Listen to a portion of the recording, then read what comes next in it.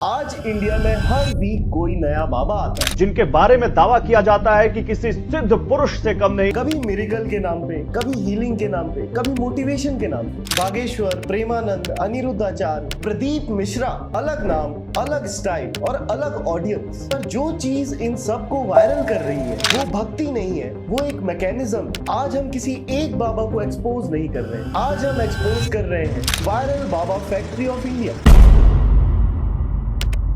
सच uncomfortable है, पर यही है कि पहले बाबा मंदिरों में पैदा हुआ करते थे, पर अब एल्गोरिदम में पैदा होते। इंस्टाग्राम रील और धर्माचरण करो, भगवान मिल जाए तो मुझे बता देना। यूट्यूब शॉर्ट्स, कितने लिए हो? बिल्कुल नहीं। फेसबुक क्लिप्स, ये पत्नी प्रताड़ित खड़े 15 से 30 सेकंड के इमोशनल बर्स्ट, स्लो म्यूजिक, आत्मा को कभी कोई कष्ट न था, न है, न रहेगा। कैमरा का जूम, मैया कहाँ से आई हो मेरी माँ? ग्वालियर जिला बिलगुआ। क्राउड रो रहा है, सन्यासी बाबा ने बोला था। कोई हाथ जोड़ रहा है, कोई तो स्टेज पे ही गिर गया। और जजमान लगाओ, सिर में मारो इसके। कमेंट सेक्शन में लिखा होता है divine, miracle, life changing. Internet का एक बहुत ही सिंपल रूल है, जो चीज बार बार दिखे वो नॉर्मल लगने लगता है, और जो नॉर्मल लगने लगता है वो क्रेडिबल भी लगने लगता है। इस समय क्रेडिबिलिटी का सर्टिफिकेट ना कोई कोर्ट देता है, ना कोई institution, but it is algorithm only. आप गौर से देखो, बागेश्वर धाम के clips, light edit, shock reaction, एक आध आदमी उठा ले ऊपर और फास्ट कट्स। आप प्रेमानंद महाराज के भी शॉर्ट्स देखिए, शांति है, तुम चिंता मत करो, आंसू दिखते हैं, और भक्त वहाँ भी शॉक रिएक्शन दे रहे हैं। आप मेरी किडनियां ले लो, दुनिया को आपकी बहुत जरूरत है। अनिरुद्ध आचार्य के शॉर्ट्स में आपको पंची लाइंस मिलेंगी जो वायरल होने का पोटेंशियल रखती है। आपकी माँ से आपको प्यार है कि नहीं? है जी। तो माँ का सच्चा वाला है कि झूठा वाला है? और प्रदीप मिश्रा के क्राउड शॉट्स, वाइड फ्रेम और इतने सारे लोग, ये खुद पे ही एक क्वेश्चन बन जाता है कि इतने सारे लोग गलत कैसे हो सकते हैं। स्टाइल सबका अलग है, पैकेजिंग सबकी अलग है, लेकिन मैकेनिक्स एकदम सेम। इमोशन, ड्रामा और रिपीटेड एक्सपोजर। यहाँ कोई सीक्रेट मीटिंग नहीं हो रही है, ना ही ये कोई हिडन कंस्पिरेसी। ये सिर्फ प्लेटफॉर्म इकोनॉमिक्स। एल्गोरिदम को इमोशन, ड्रामा और कॉन्फ्लिक्ट, ये तीनों ही चीज चाहिए, और भक्ति का कंटेंट ये सब बहुत ही बखूबी प्रोवाइड करता है। इसलिए आज का स्पिरिचुअल स्टार कोई संत नहीं होता, वो बस एक स्केलेबल कंटेंट होता है। लेकिन वायरल होना तो सिर्फ एक एंट्री पॉइंट है। वायरल से एम्पायर बनने तक का सफर तब शुरू होता है जब क्वाइटली एंट्री होती है पावर, पॉलिटिक्स और पैसे की। फेथ इमोशनल होता है और इसमें कोई डाउट नहीं। लोग वहां पे होप के लिए, मीनिंग के लिए और सुकून के लिए आते हैं। पर फेथ का इकोसिस्टम इमोशनल नहीं होता, वो बहुत ही स्ट्रक्चर्ड और अक्सर मल्टी करोड़ का होता है। आप कभी ध्यान से देखेंगे बड़ी कथाओं या स्पिरिचुअल मेगा इवेंट्स को, वो बिल्कुल भी स्पॉन्टेनियस नहीं होते, वो इंजीनियर्ड होते। LED walls, multi camera setup, crane shots, drone shots, city level logistics, security team, barricades, VIP passes, और ये सब डिवोशन का स्केल है। पर स्केल कभी भी फ्री नहीं होता। बाहर निकलते ही इस इकोसिस्टम की सच्चाई दिखती है, जहां हमें दिखते हैं बुक स्टॉल, साइंड फोटोज,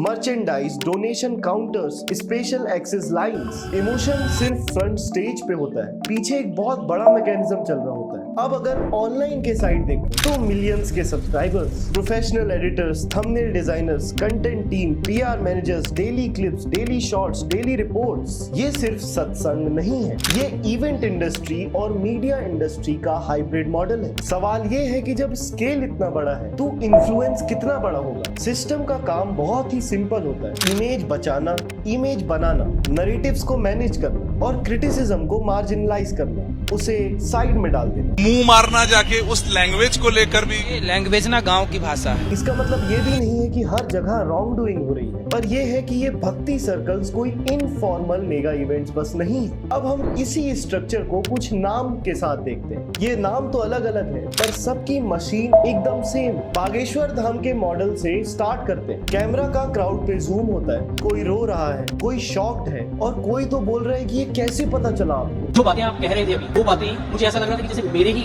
लिए आपने कही हो। फिर कट पॉलिटिकल विजिट्स, फिर कट टीवी डिबेट्स, आजकल कथावाचक या संत सेलिब्रिटी होते जा रहे हैं। फिर कट रील्स, रिएक्शंस और ब्रेकडाउन वीडियोस। नेचुरली सवाल यही उठेगा कि इतनी जल्दी इतना सारा स्केल कैसे बढ़ गया। पर जवाब यही है कि ये कंटेंट एल्गोरिदम के लिए बिल्कुल परफेक्ट है। एल्गोरिदम को चाहिए है कॉन्फ्लिक्ट, ड्रामा और इमोशंस, और जब यही क्लिप्स बार बार अलग अलग प्लेटफॉर्म्स पे रिपीट होने लगती है तो दिमाग में अपने आप आता है इट माइट बी ट्रू। अब शिफ्ट करते हैं प्रेमानंद शिवानंद महाराज के मॉडल पे यहाँ टोन सॉफ्ट है। कि अब मुझे इसी जन्म में भगवत प्राप्ति करना है। लोगों का शौक अभी भी दिख रहा है, लोग रो रहे हैं। ये थोड़ा इमोशनल है और ड्रामा क्रिएटिंग भी। कमेंट में पीस, डिवाइन, लाइफ चेंज्ड यही मिलेगा। ये बात कंट्रोवर्सी की नहीं है, अब बात कंफर्ट की। यहाँ पे एक कंफर्ट दिया जा रहा है, लेकिन मैकेनिक्स सेम है। Daily clips, daily emotional hooks, तुम पहले अपने दिमाग से हटा दो कि मुझे कुछ छोड़ना है। और daily new viewers. Viral shock addictive होता है, वायरल कंफर्ट सूदिंग होता है, और दोनों ही एल्गोरिदम फ्रेंडली होते हैं। अब देखते हैं अनिरुद्ध आचार्य का मॉडल। शॉर्ट पंची लाइंस वो देते हैं। बीड़ी पीते हो?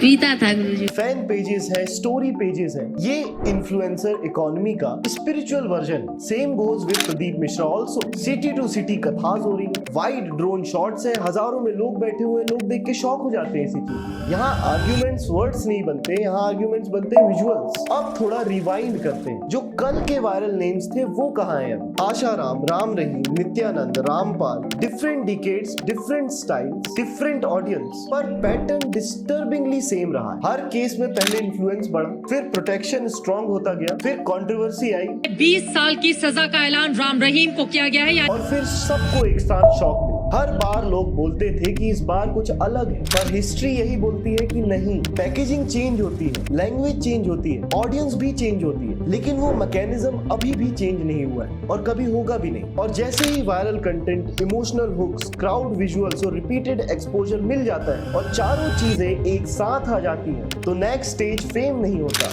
नेक्स्ट स्टेज अटैचमेंट होता है। यहाँ गेम सिर्फ बिलीफ का नहीं, आइडेंटिटी का भी। सोचो कि तुम्हें किसी ने सबसे वीकेस्ट टाइम पे होप दी, जब तुम्हें कोई बोलता है कि सब ठीक हो जाएगा, और जब तुम्हें कोई मीनिंग देता है, जब तुम्हारा दिमाग खुद कंफ्यूज हो, तो तुम उन्हें सिर्फ फॉलो नहीं करते, अपनी स्टोरी के साथ उन्हें अटैच कर लेते हो, अपने नैरेटिव के साथ उन्हें अटैच कर लेते हो। पहले तुम सुनते हो, फिर तुम मानते हो, और फिर बिलोंग करने लगते हो। तुम्हारे मन में खुद ख्याल आने लगते हैं कि मैं इनका हूँ, ये मेरे गुरु है, ये हमारी साइड है जो अच्छी वाली साइड है, बाकी सब दूसरे लोग बेवकूफ है। और यहीं से सारी चीजें चेंज हो जाती है, क्योंकि अब ये सिर्फ बाबा और भक्त का रिश्ता नहीं है, अब वहाँ पे एक आइडेंटिटी कॉन्ट्रैक्ट जुड़ गया है। अब अगर कोई बाबा पे क्वेश्चन पूछेगा, आप सपोर्ट करते हैं टेस्ट ड्राइव का? मैं तो सिर्फ आपसे सवाल करूंगी। तो वो बाबा पे अटैक नहीं होगा, वो आपकी आइडेंटिटी पे अटैक होगा। हमारे यहाँ इसको धंधे वाली बोला जाता है। क्योंकि अब बाबा सिर्फ एक फिगर नहीं है, वो आपकी सेल्फ इमेज का हिस्सा बन गया है। और फिर एंट्री करते हैं पावरफुल साइकोलॉजिकल ट्रैप्स, जैसे संक कॉस्ट फैलेसी। इसका मतलब है कि तुमने साल दिए हैं, पैसे दिए हैं, आर्गुमेंट्स किए हैं, तुमने डिफेंड किया है बाबा को लगातार। जो महाराज जी ने बोला 100 में से 5 सही है, वो 5 सही है तो भगवान के नाम पे सही है वो। अपने आप का सोशल सर्कल तक शिफ्ट किया है इसके चक्कर में। और अब अगर बाबा पे कोई सच में सवाल उठा दे, तो आपकी आइडेंटिटी भी गिर जाएगी जैसे जैसे वो बाबा गिरेगा। इसलिए ही दिमाग प्रोटेक्टिव मोड में चला जाता है और लोग कहने लगते हैं कि बाबा के खिलाफ कॉन्स्पिरेसी हो रही है। आसाराम पर जैसे जैसे कानून का शिकंजा कस रहा है, उनके समर्थकों का गुस्सा वैसे वैसे काबू से बाहर होते जा रहा है। जैसे आशाराम के भक्त बोलने लगे थे, मैं बापू जी का शिष्य हूँ, ये एक ऋषि परंपरा पर, हमारे हिंदू धर्म पर बहुत आघात है। राम रहीम के भक्त बोलने लगे थे, हमारे भी हमारे गुरु जी, हमारी माँ भी है, हमारे बाप भी है। नित्यानंद के भक्त अभी भी बोलते हैं। सिस्टम करप्ट हो गया है, सब मिलके बाबा को बदनाम कर रहे हैं। बेसिकली अगर कोई बाबा को डिफेंड कर रहा होता है, अनुदाचार्य बड़े बड़े गाड़ियों में घूम रहे हैं, वो तपस्या कर रहा, तो वो अपने पास्ट डिसीजंस को भी डिफेंड कर रहा होता है। इसमें एक और लेयर है जिसका नाम है ग्रुप प्रेशर। अगर तुम डाउट कर रहे हो तो तुम वीक हो, अगर तुम सवाल पूछ रहे हो तो तुम एंटी हो। बागेश्वर बाबा की पर्ची कोर्ट में खुली तो बवाल कैसे मच गया। और अगर तुम क्रिटिकल हो तो तुम अपोजिशन से। धीरे धीरे करके ये सर्कल टाइट होता जाता है और हर क्रिटिसिज्म को अटैक, हर डाउट को गद्दारी माने जाने लगता है। और हिस्ट्री यही बताती है कि आइडेंटिटी, क्राउड और पावर जब तीनों एक साथ आ जाए तो वो बहुत वॉलेटाइल हो जाता है। इस स्टेज पर लोग रिजेक्ट नहीं करते, वो बस सच को अलाउ ही नहीं करते। और अगर अभी भी आपको ऐसा लग रहा है कि ये सिर्फ आज का फिनोमिना है, तो एक बार हिस्ट्री पे नजर डाल लेते। 1990 से 2000 के बीच में आशाराम और गुरमीत राम रहीम जैसे लोग आए, जिनके पास मैसिव फॉलोइंग थी, मल्टीपल आश्रम्स थे और स्ट्रक्चर्ड नेटवर्क था। वो म्यूजिक वीडियोस, मूवीज और मेगा रैलीज भी अरेंज कर रहे थे। उन लोगों ने अपनी एक मिनी सिटीज, मिनी आश्रम का बहुत ही अच्छा स्ट्रक्चर बना के रखा था। उनके ऊपर अगर कोई भी सवाल उठा दे तो लोग उसे अटैक ही मानते थे, क्योंकि इन लोगों को बहुत ही महान माना जाता था। पर कोर्ट्स ऐसा नहीं मानते। राम रहीम को 20 साल तक जेल में रहना होगा। उसके बाद नित्यानंद के साथ भी सेम हुआ। इंटरनेशनल प्रेजेंस थी, डिजिटल इंफ्रास्ट्रक्चर था और एक नया ऑनलाइन देश भी बना लिया था। Nityanand has reportedly created his own country in an island near Ecuador. The country has been named as Kailasa. ये इकोसिस्टम भी कंप्लीटली कोलैप्स कर जाता है और संत रामपाल, जिनके पास क्लोज्ड कंपाउंड और बहुत मेगा स्टेज था, उनके ऊपर भी पुलिस एक्शंस और कन्विक्शंस प्रूव हो जाते हैं। रामपाल की संत के नाम से हरियाणा में जाना गया और अब वो सलाखों के पीछे। पॉइंट ये है कि हर एक केस में एक ही सेंटेंस कॉमन था, इस बार अलग है। ये जेन्युइन है, इनको सब जानते हैं, इनके साथ ऐसा नहीं हो सकता और हिस्ट्री क्वाइटली जवाब दे रही है कि पैटर्न्स कभी भी अलग नहीं रहे। प्रोटेक्शन बिल्ड हुआ, कंट्रोवर्सी क्रिएट हुई और फिर शॉक मिला। इस स्टोरी का सबसे बड़ा डेंजर किसी एक बाबा से रिलेटेड नहीं है। अब ये स्ट्रक्चर सोसाइटी के अंदर ही ऑपरेट करता है, क्योंकि जब बिलीफ बिजनेस बन जाता है तो ट्रुथ इनकन्वीनियंट हो जाता है। जब सवाल पूछना डिसरिस्पेक्ट का लेबल लगा दे तो साइंस स्लो हो जाती है, एविडेंस सेकेंडरी हो जाते हैं और अथॉरिटी प्राइमरी हो जाती है। मेडिकल मिस इन्फॉर्मेशन फैलती, लोग डेटा से ज्यादा पर्सनैलिटी पे ट्रस्ट करते, फेथ और पॉलिटिक्स इंटरसेक्ट करने लगते, प्रेशर ग्रुप्स बन जाते, जो एग्री नहीं करता वो दुश्मन बन जाता। प्रॉब्लम नो क्वेश्चन कल्चर है और वो कभी ना कभी इम्पैक्ट करता है, कभी इमोशनली, कभी फाइनेंशियली, कभी सोशली और कभी इरिवर्सिबली। ये वीडियो किसी बाबा या किसी रिलीजन या किसी के बिलीव्स के खिलाफ नहीं है। ये एक फैक्ट्री है जो वायरल अथॉरिटीज क्रिएट करती है, different phases, different styles, different languages. तो सबसे ज्यादा इंपॉर्टेंट टेक अवे यही है कि अगली बार जब कोई नया स्पिरिचुअल फिगर वायरल हो तो फंसो मत, देखो पैकेजिंग अपग्रेड होगी, लैंग्वेज मॉडर्न होगी, पर अगर मशीन को नहीं पहचाना तो साइकिल रिपीट होगी। मैं उम्मीद करता हूं कि आपको ये वीडियो पसंद आई होगी। आप एल्गोरिदम की हेल्प कर सकते हैं इस वीडियो को और लोगों तक पहुंचाने में। कमेंट सेक्शन में अपने व्यूज बता के और इसे अपने दोस्तों के साथ शेयर करके। दर्शन प्रोडक्शन इसी तरीके से आपके लिए कमाल के वीडियोस बनाता रहेगा। आप हमें सब्सक्राइब जरूर करें, क्रूर दर्शन को भी सब्सक्राइब करें। हम बने हैं आपके साथ, आप भी बने रहिए हमारे साथ। बहुत बहुत धन्यवाद।